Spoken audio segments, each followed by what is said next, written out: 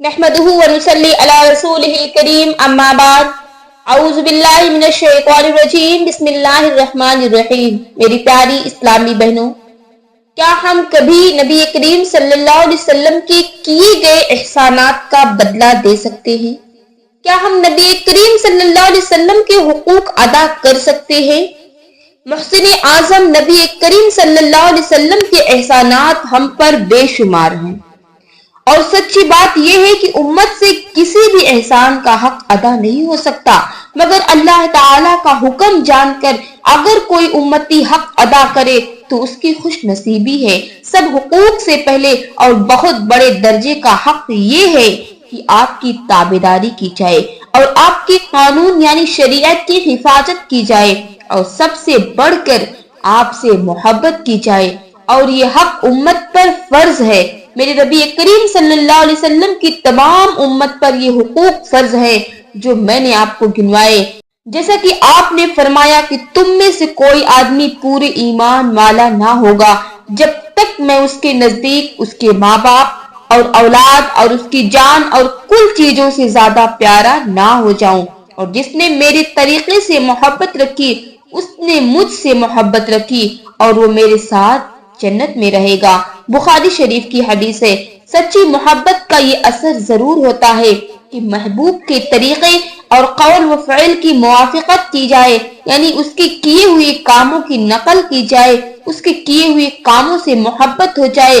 حضرت عمر رضی اللہ تعالی عنہ نے عرض کیا، یا رسول اللہ، آپ میرے نزدیک ہر چیز سے زیادہ محبوب اور پیارے ہیں بجز میری جان کے، کی جان بہت پیاری ہے۔ آپ نے فرمایا کہ تم میں سے کوئی مومن نہیں ہو سکتا جب تک کہ میں اس کی جان سے بھی زیادہ پیارا نہ ہو جاؤں۔ پھر ذرا سوچ کر حضرت عمر رضی اللہ تعالیٰ عنہ نے فرمایا، یا رسول اللہ، قسم ہے اس ذات کی کہ جس نے آپ پر قرآن نازل فرمائی، آپ میرے نزدیک میری جان سے بھی زیادہ پیارے ہیں۔ آپ نے فرمایا کہ بس اب بات درست ہوئی، اور آپ نے فرمایا کہ میری تمام امت جنت میں داخل ہوگی مگر جس نے میرا کہنا نہ مانا۔ عرض کیا، یا رسول اللہ، کہنا کس نے نہ مانا؟ فرمایا، جس نے میری تابعداری کی وہ جنت میں داخل ہوگا، اور جس نے میری نافرمانی کی اس نے کہنا نہ مانا، یعنی جس نے میری نافرمانی کی وہ جہنم میں داخل ہوگا۔ نافرمانی سے مراد مطلب میرا کہنا نہ ماننا ہوا، میری نافرمانی کرنا ہوا۔ ایک حق آپ کا یہ ہے کہ درود سلام بہت زیادہ پڑھا جائے کہ کچھ تو حق ادا ہو۔ سبحان اللہ، درود شریف کا پڑھنا بھی ایک عظیم الشان وظیفہ ہے۔ جس قدر زیادہ درود پڑھا جائے گا اسی قدر محبت بڑھتی ہے، اور درود کی برکت سے آدمی اللہ و رسول کا پیارا بن جاتا ہے۔ حضور اکرم صلی اللہ علیہ وسلم کو جن جن مسلمانوں نے دیکھا، نبیوں کے بعد ان کا رتبہ سب آدمیوں سے بڑا ہے، لیکن آپ کی وفات کے بعد بھی کوئی خوش نصیب مسلمان مرد ہو یا عورت آپ کو خواب میں دیکھے تو بڑی عظیم الشان نعمت ہے، مگر اس نعمت عظمیٰ کا حاصل ہونا صرف اللہ تعالیٰ کے فضل و کرم پہ ہے۔ لیکن درود شریف زیادہ پڑھنا اور پورے طور سے آپ کی سنت پر چلنا اور آپ کی محبت اور عظمت دل میں بڑھنا اس نعمت عظمیٰ کے حاصل کرنے کا ایک بہت بڑا ذریعہ ہے۔ اگر باوجود محنت اور مشقت کرنے کے بھی یہ نعمت حاصل نہ ہو تو غم نہ کرنا چاہیے، اور ایسا خیال ہرگز نہ کرنا چاہیے کہ اتنی محنت کرنے سے بھی زیارت حاصل نہیں ہوئی، بلکہ ہر حال میں راضی رہے اور کوشش میں کمی نہ کرے۔ نبی کریم صلی اللہ علیہ وسلم نے فرمایا کہ جس نے مجھ کو خواب میں دیکھا صحیح دیکھا، کیونکہ شیطان میری صورت نہیں بن سکتا، اور جو شخص مجھ کو خواب میں دیکھے گا وہ دنیا سے کامل ایمان کے ساتھ مرے گا اور آخرت میں مجھ سے ملے گا۔ مسلمانوں، میری پیاری ماؤں اور بہنوں، اگر دنیا اور آخرت میں عزت اور آرام چاہتے ہو اور پیارے رسول اللہ صلی اللہ علیہ وسلم کی زیارت چاہتے ہو تو درود شریف زیادہ پڑھا کرو، نبی کریم صلی اللہ علیہ وسلم کی سنتوں پر عمل کرنے کی کوشش کیا کرو، اور آپ کے طریقے کو مضبوطی سے پکڑا کرو، اور آپ کی شریعت کی حفاظت کیا کرو۔ اشرف الانبیاء حبیب کبریا حضرت محمد مصطفیٰ صلی اللہ علیہ وسلم کی ذات پاک سر سے پاؤں تک معجزہ ہی معجزہ ہے۔ آپ کے حالات مقدسہ ہی بتلاتے ہیں کہ آپ کا ہر قول اور ہر فعل، یعنی آپ کا ہر کام اور ہر ایک حالت حکمت و مصلحت اور اسرار الہی سے بھرا ہوا ہے۔ آپ کے بہت سے معجزے ظاہر ہوئے اور قیامت تک ہوتے رہیں گے۔ اولیاء اللہ سے بہت سی کرامتیں ظاہر ہوئی اور ظاہر ہوتی رہیں گی۔ یہ آپ ہی کے معجزے کا ایک ہلکا سا جز اور نمونہ ہے کہ آپ کے عاشقوں اور پیاروں کی معرفت سے ظاہر ہوتا رہا اور ہوتا رہے گا۔ کسی انسان میں یہ قدرت نہیں کہ آپ کے معجزوں کا شمار کر سکے۔ بعض دین کے سچے عالموں نے 3000 معجزے شمار کیے ہیں اور بعض نے 64,000 شمار کیے، کیونکہ آپ کا کوئی ایسا عضو نہیں جس نے 10 اور 15 معجزے ظاہر نہ کیے ہوں۔ یہاں پر عام فہم خیال کر کے چند معجزے لکھے جاتے ہیں۔ سب سے بڑا معجزہ آپ کی کتاب قرآن مجید ہے کہ غیب کی خبریں دیتا ہے، جس کی چھوٹی سی صورت کی مثل نہ کوئی بنا سکا اور نہ کوئی کبھی بنا سکے گا تا قیامت۔ نمبر 2، آپ صلی اللہ علیہ وسلم کی امی یعنی ان پڑھ ہونے میں کہ آپ پڑھنا لکھنا نہیں جانتے تھے۔ نہ کوئی آدمی آپ کا استاد ہوا، مگر امی ہونے پر بھی آپ کا یہ عجیب معجزہ ہے کہ نہ لکھے نہ پڑھے، مگر وحی کے ذریعے سے دین اور دنیا کے سب احکام بتلا دیے۔ نمبر 3، معراج کا معجزہ جو ہوا۔ ایک دفعہ حضرت حمزہ رضی اللہ عنہ نے آپ کی خدمت میں عرض کی کہ مجھے جبرائیل علیہ السلام کو ان کی اصلی صورت میں دکھا دو۔ آپ نے فرمایا کہ تم نہیں دیکھ سکتے، اے حمزہ تم نہیں دیکھ سکتے۔ انہوں نے فرمایا کہ آپ دکھائیں تو صحیح۔ آپ نے فرمایا بیٹھ جاؤ۔ وہ بیٹھ گئے اور حضرت جبرائیل علیہ السلام کعبہ شریف پر اترے۔ آپ نے حضرت حمزہ رضی اللہ تعالی عنہ سے فرمایا کہ ذرا نظر اٹھاؤ۔ انہوں نے نظر اٹھا کر دیکھا، حضرت جبرائیل علیہ السلام کا پورا بدن زمرد سبز کے مانند چمکتا ہوا نظر آیا اور وہ دیکھ نہ سکے اور بے ہوش ہو کر گر پڑے۔ حضرت ابو ہریرہ رضی اللہ عنہ کا بیان ہے کہ میں اپنی ماں کو اسلام کی طرف بلایا کرتا تھا۔ ایک دن میں نے ان کو مسلمان ہونے کو کہا۔ انہوں نے حضور اکرم صلی اللہ علیہ وسلم کی شان میں بے ادبی کا کلمہ کہا۔ مجھے ناگوار گزرا اور میں روتا ہوا آپ کی خدمت میں آیا اور میں نے کہا یا رسول اللہ دعا فرمائیے کہ اللہ تعالی میری ماں کو ہدایت دے۔ آپ نے دعا کی اے اللہ ابو ہریرہ کی ماں کو ہدایت دے۔ میں آپ کی دعا کو سن کر خوش ہوتا ہوا اپنے گھر گیا اور دروازہ بند پایا اور میری ماں نے میرے پاؤں کی آواز سن کر کہا کہ ابھی ٹھہرو۔ وہ نہا رہی تھی۔ غسل کر کے کپڑے پہنے پھر دروازہ کھول دیا۔ میں اندر گیا اور انہوں نے کہا اے ابو ہریرہ میں سچے دل سے ایمان لاتی ہوں اور لا الہ الا اللہ محمد رسول اللہ پڑھا اور مسلمان ہو گئی۔ اور پھر میں خوشی کے جوش میں روتا ہوا آپ کی خدمت میں حاضر ہوا اور اپنی ماں کی مسلمان ہونے کی خبر سنائی۔ آپ نے اللہ تعالیٰ کا شکریہ ادا کیا۔ حضرت خبیب بن فدیک کے باپ کی آنکھوں میں موتیا پڑ گیا اور اندھے ہو گئے۔ حضور اکرم صلی اللہ علیہ وسلم نے ان کی آنکھوں پر دم کر دیا، اسی وقت ان کی آنکھیں درست ہو گئی۔ اس معجزے کا بیان کرنے والا کہتا ہے کہ میں نے اس کو 80 برس کی عمر میں سوئی میں دھاگا ڈالتے ہوئے دیکھا ہے۔ ایک شخص حضور اکرم صلی اللہ علیہ وسلم کے سامنے بائیں ہاتھ سے کھانا کھا رہا تھا۔ آپ نے فرمایا داہنے ہاتھ سے کھاؤ۔ اس نے بے ادبی سے کہا میں داہنے ہاتھ سے نہیں کھا سکتا۔ آپ نے فرمایا بہت اچھا، تو کبھی داہنے ہاتھ سے نہیں کھا سکے گا۔ بس اس کے داہنے ہاتھ میں ایسی خرابی ہوئی کہ وہ اپنے منہ تک ہاتھ کو نہیں لے جا سکتا تھا۔ حضرت جابر بن عبداللہ کا بیان ہے کہ میں ایک دفعہ حضور اکرم صلی اللہ علیہ وسلم کے ساتھ سفر میں تھا اور ہم ایک گاؤں میں گئے۔ وہاں کے لوگ آپ کا انتظار کر رہے تھے۔ آپ کی خبر سن کر لوگ آئے اور کہا یا رسول اللہ ہمارے یہاں ایک جوان لڑکی ہے، اس کو جن نے پاگل بنا رکھا ہے، وہ نہ کھاتی ہے نہ پیتی ہے اور مرنے کے قریب ہے۔ آپ نے اس لڑکی کو سامنے بلا کر فرمایا اے جن تو جانتا ہے کہ میں اللہ کا سچا رسول ہوں، تو اس لڑکی کو چھوڑ دے۔ آپ کا یہ حکم سنتے ہی وہ جن چلا گیا اور لڑکی کو ہوش آ گیا اور جلدی سے اس نے اپنے اوپر پردہ کر لیا اور بالکل اچھی تندرست ہو گئی۔ حضرت جابر رضی اللہ عنہ کا بیان ہے کہ جنگ حدیبیہ میں لوگوں کو پیاس لگی۔ حضور اکرم صلی اللہ علیہ وسلم کے پاس ایک لوٹا پانی تھا۔ آپ نے اس سے وضو کیا، پھر عرض کیا یا رسول اللہ سب لوگ پیاسے ہیں اور پانی نہیں ہے، لوگوں کو پیاس ہے اور سب کو وضو بھی کرنا ہے اور پانی تو بس اسی لوٹے میں تھا۔ آپ نے اپنا ہاتھ اس لوٹے میں رکھا اور پانی آپ کی انگلیوں سے ابلنے لگا۔ سب فوجیوں نے پانی پیا اور وضو بھی کیا اور سب آدمی 1500 تھے اور پانی اس قدر آ رہا تھا کہ اگر 1,00,000 آدمی بھی ہوتے تو سب کو کافی ہو جاتا۔ ایک شخص حضور اکرم صلی اللہ علیہ وسلم کے آخری حج میں ایک دن کے پیدا ہوئے بچے کو لے کر آپ کی خدمت میں حاضر ہوا۔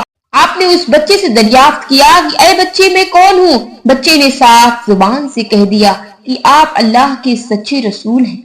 حضرت علی کا بیان ہے کہ میں ایک دفعہ رسول اکرم صلی اللہ علیہ وسلم کے ساتھ جنگل میں گیا تو میں نے دیکھا کہ آپ جس درخت یا پہاڑ کی طرف سے گزرتے تو ان کی طرف سے آوازیں آتی، السلام علیکہ یا رسول اللہ۔ ایک دفعہ حضور اکرم صلی اللہ علیہ وسلم اپنے دوستوں میں بیٹھے تھے، ایک گاؤں کا آدمی گوہ پکڑ کر لے آیا اور آپ کے آگے ڈال کر کہا کہ اگر یہ گوہ آپ کے رسول ہونے کی گواہی دے تو میں مسلمان ہو جاؤں۔ آپ نے گوہ سے فرمایا، اے گوہ میں کون ہوں؟ اس نے صاف زبان سے کہا، آپ اللہ کے سچے رسول ہیں۔ جو شخص آپ کا کہنا مانے گا وہ جنت میں جائے گا اور جو شخص آپ کا کہنا نہ مانے گا وہ دوزخ میں جائے گا۔ یہ معجزہ دیکھ کر اس آدمی نے کلمہ طیبہ لا الہ الا اللہ محمد رسول اللہ پڑھا اور مسلمان ہو گیا اور اپنے گاؤں میں جا کر لوگوں سے یہ سب حال کہہ دیا۔ بہت سے لوگ حضور اکرم صلی اللہ علیہ وسلم کی خدمت میں آئے اور مسلمان ہو گئے۔ ایک دفعہ حضور اکرم صلی اللہ علیہ وسلم کا سب سے بڑا دشمن ابو جہل اپنی مٹھی میں کچھ پتھریاں چھپا کر آپ کی خدمت میں آیا اور کہا، اگر تم سچے رسول ہو تو یہ بتاؤ کہ میری مٹھی میں کیا چیز ہے؟ آپ نے فرمایا کہ جو چیز تیری مٹھی میں ہے اگر وہی مجھ کو رسول کہہ دے تو کیا تم مسلمان ہو جاؤ گے؟ اس نے کہا ہاں۔ پھر آپ نے اس کی مٹھی کی طرف اشارہ کیا تو پتھریوں نے بلند آواز سے کہا، لا الہ الا اللہ محمد رسول اللہ۔ ابو جہل نے پتھریوں کو پھینک دیا اور یہ کہہ کر چل دیا کہ واہ بھتیجے، خوب جادو سیکھا ہے، اب تم تو پورے جادوگر ہو گئے ہو۔ یاد رکھو میری ماؤں اور بہنوں، اللہ جس کو چاہتا ہے اسی کو ہدایت دیتا ہے۔ اللہ جس کو چاہتا ہے اسی کو ہدایت دیتا ہے اور جس کو چاہتا ہے اسے رسوا کر دیتا ہے۔ ایک دفعہ مکہ شریف کے بڑے بڑے کافر لوگ حضور اکرم صلی اللہ علیہ وسلم کے پاس آئے اور 14ویں رات کا چاند خوب روشن تھا۔ انہوں نے کہا، آپ سے فرمایا، اے محمد اس وقت اپنا کوئی معجزہ دکھاؤ۔ نبی کریم صلی اللہ علیہ وسلم نے فرمایا کہ تم جو چاہتے ہو کہو، انشاءاللہ وہی ظاہر ہوگا۔ انہوں نے کہا کہ چاند کے 2 ٹکڑے کر کے دکھاؤ تو ہم مسلمان ہو جائیں گے۔ آپ نے کلمہ شہادت کی انگلی سے چاند کی طرف اشارہ کیا، چاند 2 ٹکڑے ہو گیا اور پھر دونوں ٹکڑے آ کر مل گئے۔ یہ معجزہ دیکھ کر لوگ حیران رہ گئے۔ بعض نے جادو کہا اور بے ایمان ہی رہے اور بعض نے کلمہ شریف لا الہ الا اللہ محمد رسول اللہ پڑھا اور مسلمان ہو گئے۔ یاد رکھو میری ماؤں اور بہنوں، اللہ جسے چاہتا ہے اسے ہی ہدایت دیتا ہے۔ وَتُعِزُّ مَن تَشَاءُ وَتُذِلُّ مَن تَشَاءُ، اللہ جسے چاہے عزت دے اور جسے چاہے ذلیل کر دے۔ رحمت عالم صلی اللہ علیہ وسلم کی مسجد میں ایک لکڑی کا ستون تھا۔ آپ خطبہ پڑھنے کے وقت اس سے سہارا لے لیا کرتے تھے۔ جب آپ کا منبر بن گیا تو اس پر خطبہ پڑھنے لگے۔ وہ ستون آپ کی محبت اور جدائی سے چیخ چیخ کر رونے لگا۔ آپ منبر سے اترے اور اسے اپنی چھاتی سے لگایا اور اس کو تسلی دی، وہ اسی وقت خاموش ہو گیا۔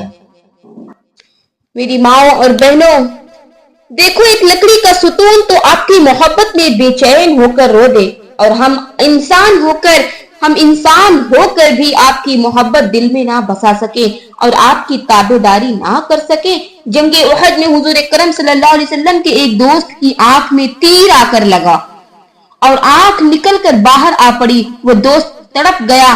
آپ نے اپنے ہاتھ مبارک سے اس آنکھ کو اٹھا کر اس کی جگہ پر رکھ دیا۔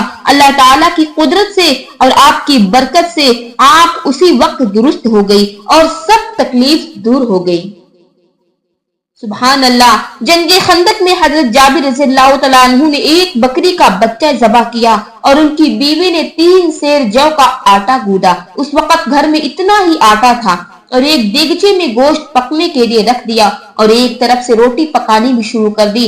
حضرت جابر رضی اللہ تعالیٰ عنہ حضور اکرم صلی اللہ علیہ وسلم کی خدمت میں آئے اور چپکے سے عرض کیا، یا رسول اللہ، آپ اور 2-4 آپ کے دوست جن کو آپ چاہیں میرے ساتھ چلیے اور کھانا کھائیے، کھانا تھوڑا سا ہی ہے۔ آپ نے فرمایا کہ گھبراؤ مت، انشاءاللہ تعالیٰ تمہارا کھانا سب لشکر کھائے گا، اللہ تعالیٰ تمہارے کھانے میں برکت عطا فرمائے گا۔ اور تمام لشکر میں اعلان کرایا گیا کہ جابر کے یہاں دعوت ہے اور سب کھانا کھانے چلیں۔ حضرت جابر رضی اللہ عنہ سے فرمایا کہ تم جلدی سے جاؤ اور جب تک ہم نہ آئیں چولہے کے اوپر سے دیگچا اور توا نہ اتارنا اور ایک روٹی پکانے والی اور لگا لو۔ آپ کے لشکر میں 1000 آدمی تھے. آپ ان کو لے کر حضرت جابر رضی اللہ عنہ کے مکان پر پہنچے. آپ نے اپنا ذرا سا منہ مبارک کا پانی دیگچے اور آٹے میں لگا دیا اور فرمایا اے جابر 10 آدمیوں کو اتار کر کھلاتے رہو. حضرت جابر رضی اللہ عنہ کا بیان ہے کہ خدا کی قسم تمام لشکر نے روٹی اور گوشت پیٹ بھر کر کھایا مگر آٹے میں اور گوشت میں ذرا سا بھی کمی نہیں آئی. میرے آقا نبی کریم صلی اللہ علیہ وسلم معجزوں ہی معجزے ہیں. ہم ان کے ہر معجزوں کو نہیں گنا سکتے. ان کے بے شمار معجزے ہیں. یہ چند معجزے میں نے آپ کے سامنے رکھے ہیں اور امید کرتی ہوں کہ آپ کو اس سے ضرور سبق حاصل ہوا ہوگا. میرے پیاری ماؤں اور بہنوں، ہم بہت خوش نصیب ہیں کہ اللہ نے ہمیں ایمان والی بنایا، اللہ نے ہمیں مسلمان پیدا فرمایا، اور ہم اس سے بھی زیادہ خوش نصیب ہوں گے اگر ہم اپنے نبی کریم صلی اللہ علیہ وسلم کے بتائے ہوئے راستوں پر چلیں گے، اپنے نبی کریم صلی اللہ علیہ وسلم کے بتائے ہوئے طریقوں پر چلیں گے، ان کی سنتوں پر عمل کرنے کی کوشش کیجیے. اللہ پاک ہم تمام مسلمانوں کو نبی کریم صلی اللہ علیہ وسلم کی سنتوں پر عمل کرنے کی کوشش فرمائے. یاد رکھو میری ماں اور بہنوں، نبی کریم صلی اللہ علیہ وسلم کا حقوق، نبی کریم صلی اللہ علیہ وسلم کے احسانات ہم پر بے شمار ہیں. ہم مرتے دم تک اسے حق ادا نہیں کر سکتے. میری ماں اور بہنوں، اللہ تعالیٰ کا حکم جان کر اگر کوئی امتی حق ادا کرے تو اس کی خوش نصیبی ہے. سب حقوق سے پہلے اور بہت بڑے درجے کا حق یہ ہے کہ آپ کی تابعداری کی جائے اور آپ کے قانون یعنی شریعت کی حفاظت کی جائے، اسلام کی حفاظت کی جائے. اسلام کی حفاظت کے لیے اگر جان اور مال دینا پڑے تو سب حاضر رکھو میری ماؤں اور بہنوں. اللہ تعالیٰ سے دعا ہے کہ اللہ تعالیٰ ہم تمام مسلمانوں کے دلوں میں نبی کریم صلی اللہ علیہ وسلم کی محبت، اسلامی شریعت کی حفاظت کا جذبہ پیدا فرمائے. آمین ثم آمین. وما علینا الا البلاغ المبین.